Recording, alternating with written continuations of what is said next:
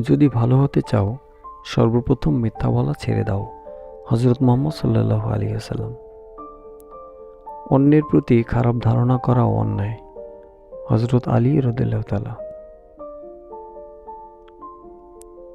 ঈমান এবং হিংসা একই সঙ্গে একই অন্তরে থাকতে পারে না। আল হাদিস। পাপ মানুষের জ্ঞান কেড়ে নেয়, অর্থাৎ সে যা জানত তা ভুলে যায়।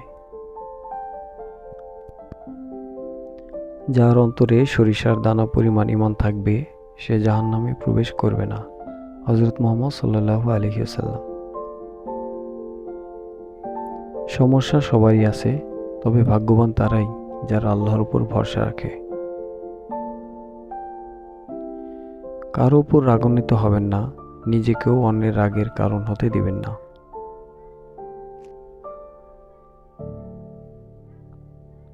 আজান শুনে আরামের ঘুম ত্যাগ করে নামাজ পড়তে যাওয়াই হলো ভালোবাসা। গুনাহকে অবশ্যই ধুতে হবে, হয় দুনিয়াতে চোখের পানি দ্বারা, নতবা আখিরাতে জাহান্নামের আগুন দ্বারা। যদি গুনাহের গন্ধ থাকতো তাহলে কেউ আমার দ্বারের কাছেও আসতো না।